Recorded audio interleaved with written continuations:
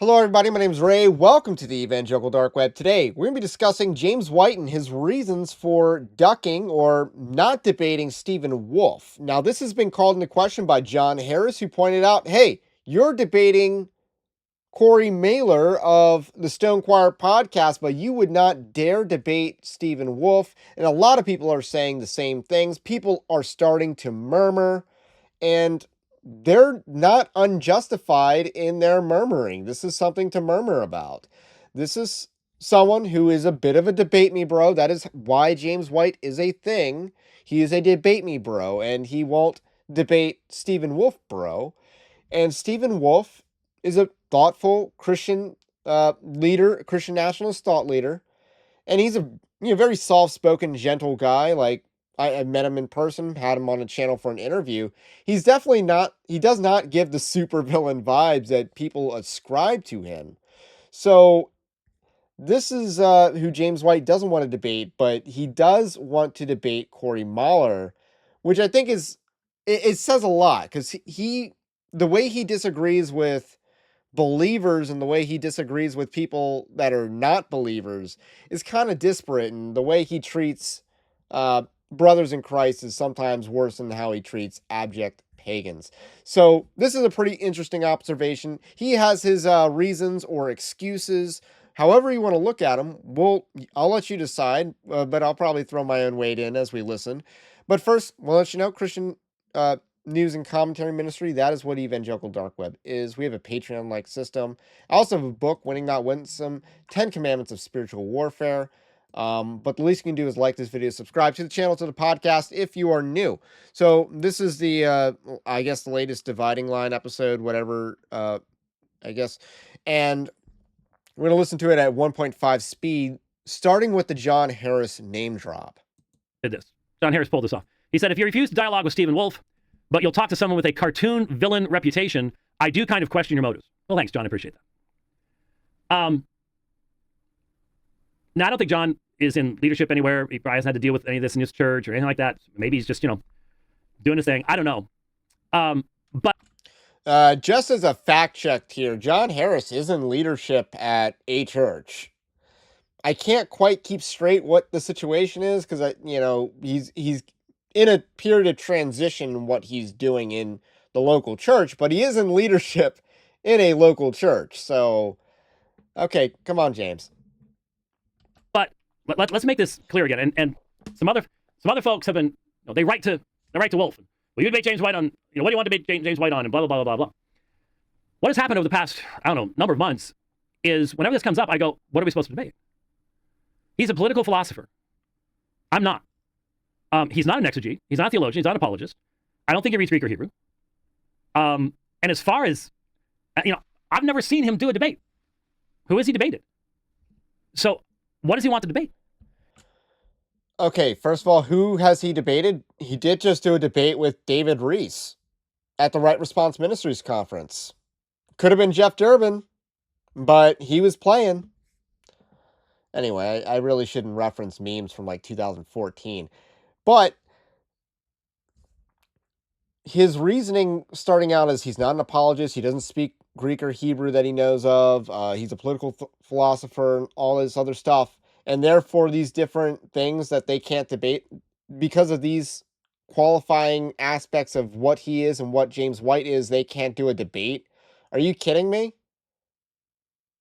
Are you kidding me? You couldn't debate, say, Stephen Wolfe over what Calvin's position on X, Y, and Z is, or the idea of sacralism that you've been pushing as a bad thing or even a thing.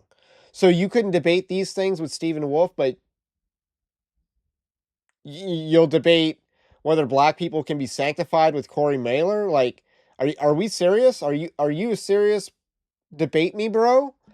Anyway, because that is what James White is. He's a debate me bro. And some people are like that. Those people have their roles. But the debate me bro won't debate Stephen Wolfe. And that, again, why? Why is the question? And I need to say this now. That shirt is really gay. And it is a distraction how gay that shirt is. So when James White wants to present himself as super serious and then wear a shirt that is that gay, and I'm going to help him out, some free advice. You need to wear, you just write no homo on your forehead if you're going to wear a shirt that is that gay. And this kind of goes back to a statement on modesty. Male modesty is a little bit different of an issue than female modesty. You shouldn't wear that to church because it's just immodest. You're trying to draw attention to yourself. You're not dressing for the role you want. Like, if you want to be a debate me, bro, you want to be taken seriously on the internet. You want to castigate younger men on the internet. You can't be wearing a shirt that is flaming and just absolute cringe, giving the Matt Chandler vibes at all. You got to dress for the role you want, and if you want to castigate younger men, you can't be wearing shirts like that. Come on. He's taken shots at me about sacralism. He mocks the need for the work of the Spirit to actually bring about any kind of Christian society. And so he promotes Christian princes and sacralism, and he mocks sacralism, but he's promoting sacralism, which is why he mocks it, by the way. So, I mean, he mocks presuppositionalism. He mocks theonomy.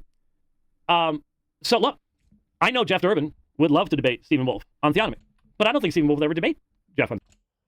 Again, Jeff Durbin had his chance to debate Stephen Wolfe on theonomy. He wouldn't share a stage or platform with him. That's on Jeff Durbin. They would have had that debate last month at the very latest. So that's cap. On theonomy. And I debate him on apologetic methodology. I debate Frank Turek on it. I debate Stephen Wolfe on it. I defend presuppositionalism. In fact, I would defend presuppositionalism as being consistent with, for example, Calvin's, book 1 of the Institutes. You go, well, yeah, but Calvin wasn't a presuppositionalist. Well, Calvin was dealing in a Christian society. You didn't have secularism at that point in time. But the consistent application of the principles that Calvin enunciates in book 1 would lead you, as it led Van Til and others, to a presuppositional perspective. That's how you have to deal with this. So I could defend that. That would be easily done. I don't think he's going to do that. He's not an apologist. This is not his field. I actually think Stephen Wolfe is a very effective apologist when he wants to be. But as far as he couldn't do that debate, I think he could. You just haven't asked. He can make statements about, where he sets himself up as the authority, but he's not an authority in these things. So what are we supposed to debate? And so he has suggested would simply having a large number of Christian people in a society be enough to form a society. And I'm like, that sounds like a criticism against the post-millennial perspective. You get 70-80% of the people in a society truly regenerate, you get unity in the church. But what would that result in? What does Isaiah 42 say? The coastlands seek after your Torah, after your law. So they're looking for God's law. That would take you back to theonomy. Speaking of theonomy, I don't think James White is actually a theonomist. But before that, the point about that Stephen Wolfe was making is that there's more to a society than just a religion. And the main example that he gives is language. Like, if you have a bunch of people, but they all speak different languages and can't understand each other, even if they're all regenerate, you couldn't form a society. That is the point that Stephen Wolfe is making. But James White doesn't want to understand that.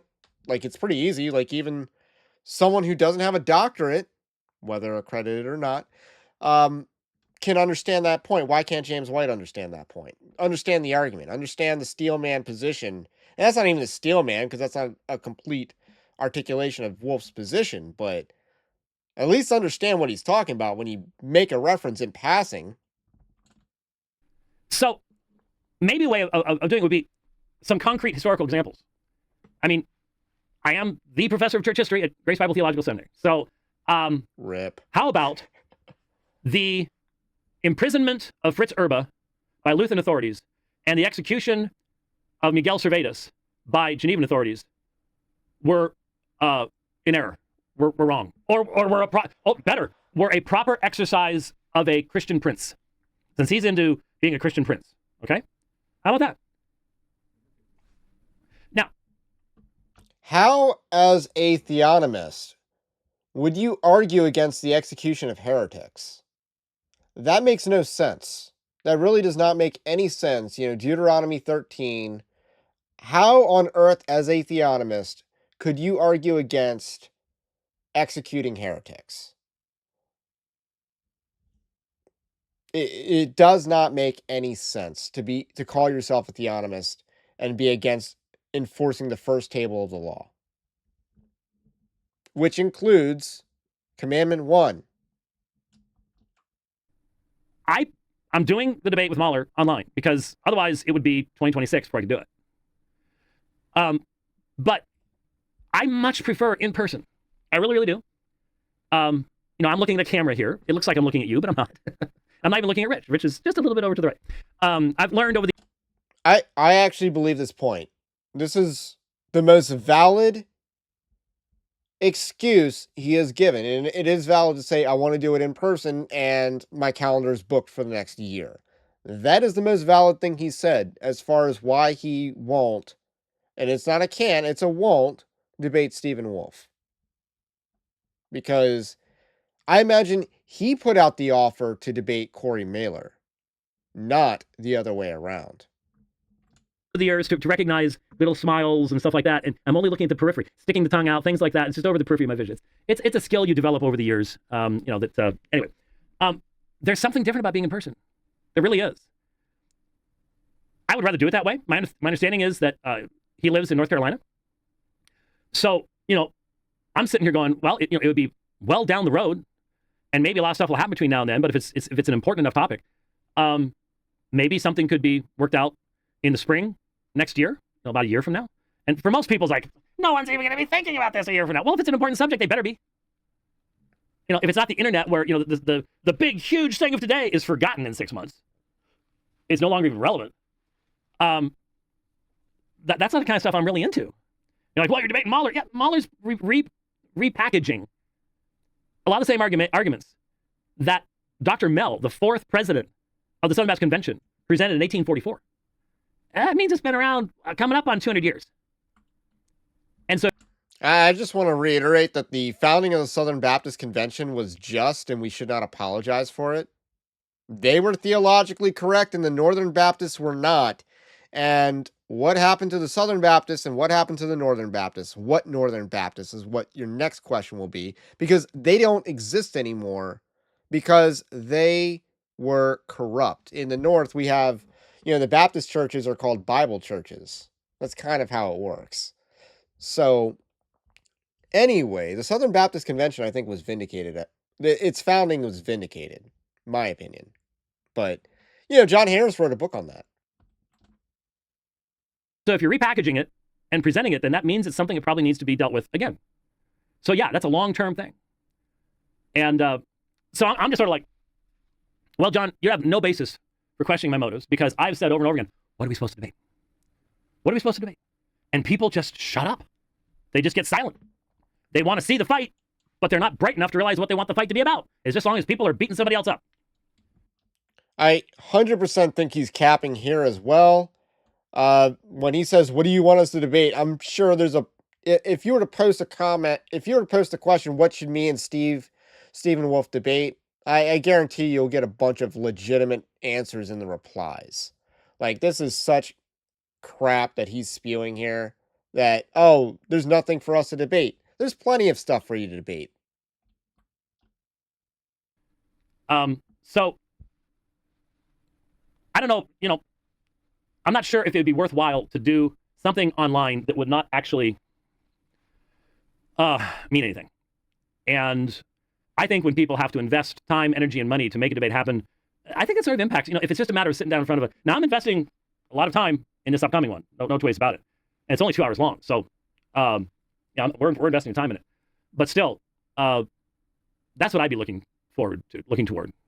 So there's a possibility, Servetus and Fritz Erba, both, one was executed, one died in prison, but they were sacral executions. And I would say that was not something that was glorifying to Christ or appropriate. I know why it happened. I do understand it. I understand sacralism. And if you watch the little video that I did on YouTube on Fritz Erba, I make it very clear. I think that the people who imprisoned Fritz Erba and Fritz Erba were all Christians and will someday embrace in heaven. That's hard for a lot of people to understand, but I believe that. I don't think there's any way around it. Man, next thing, shifting gears.